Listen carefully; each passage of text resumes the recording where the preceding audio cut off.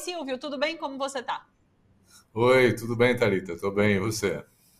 Tudo certo também. Eu conversava com o Silvio aqui nos bastidores, inclusive, sobre como na semana passada a gente trouxe esse escândalo de corrupção ali no MEC e o Silvio falou sobre esse governo da pilhagem, né? E hoje a gente tem mais uma notícia que corrobora isso tudo, né? Essa questão da licitação superfaturada dos ônibus escolares, o governo mesmo com os avisos de que haviam irregularidades ali na licitação, ele manteve o pregão, então assim, ele vai em frente, sabendo que vai gastar muito mais do que o valor de mercado de um ônibus comum.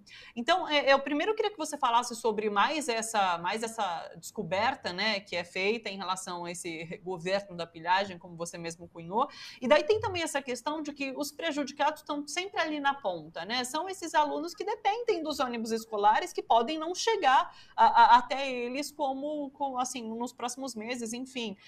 Essa necessidade existe e eles podem deixar de receber por conta dessas falhas todas. Eu queria que você comentasse então um pouquinho esse cenário que a gente está. Pois é, Thalita, nós voltamos à mesma questão. Aliás, a gente tem usado esse espaço em vários momentos para fazer essa denúncia de que nós temos o governo mais corrupto da história republicana do país, né? Não é um exagero dizer isso. A todo momento aparecem coisas.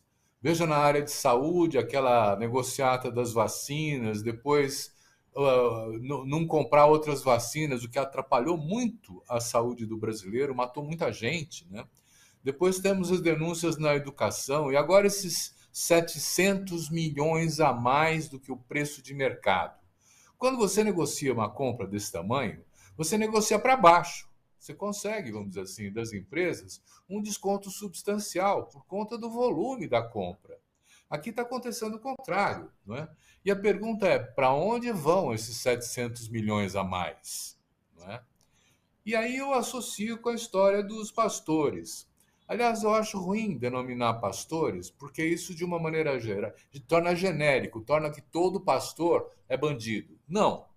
Nós temos pastores altamente éticos, defendendo uma convivência pacífica, solidária, a humildade, a compaixão. E esses são os pastores que sustentam uma religião. Quer dizer, esses denominados pastores, na verdade, são ladrões. Eles estão no meio na mediação das coisas do governo com o setor privado ou com outros poderes públicos. É o caso desses dois pastores, que eu não sei o que aconteceu com eles ainda. Eles foram para a cadeia, né? E esses pastores estão falando abertamente para 20, 30 prefeitos que eles querem 1 quilo de ouro como compensação para favorecê-los na lista do FNDE, na prioridade do desembolso, né? Quer dizer, não há prova mais cabal do crime do que essa declaração do prefeito que nós acabamos de assistir. E o que vai Sim. acontecer com eles, né? O que tem acontecido com aqueles que estão acusados, vamos dizer assim, né, de crimes contra o patrimônio brasileiro? Nós temos ministros da saúde, ministros da educação, nós temos em vários lugares, né? A Secretaria de Segurança Institucional estava autorizando o garimpo de ouro ilegal na Amazônia, né? Então, nós estamos com um governo que é o governo da pilhagem. Eles não estão aí para outra coisa, eles estão aí para tirar o patrimônio público do interesse público, colocar no seu bolso o dinheiro, né? E o que nós estamos vendo é que a República nossa ficou incapaz, essa democracia nossa ficou incapaz de fazer o controle desses crimes. Quer dizer, as informações estão aí, as instâncias de fiscalização estão aí, mas elas não operam porque o poder maior travou a possibilidade de que a justiça seja feita, né? Então nós estamos com um governo miliciano, militar, né? Há uma conjunção desses dois. Não é possível pensar em separado os milicianos de um lado e os militares do outro, se eles estão se apresentando em conjunto, né? E fazendo as Sim. suas tramóias, as suas tentativas de roubo do patrimônio público também em conjunto, né? Então, eu separaria primeiro a religião. Esses pastores não são pastores, eles são bandidos, não é? Quer dizer, nem todo pastor adota essa postura, não é?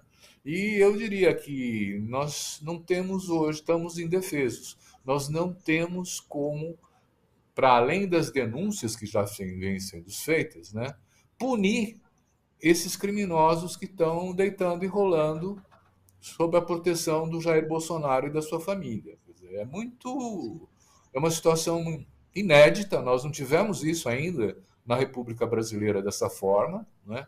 Onde um governo se diz contra a democracia, rouba e não rouba descaradamente, quer dizer, esses pastores falando para 30 prefeitos, eles têm costas quentes, eles não vão fazer isso, né, de sua iniciativa.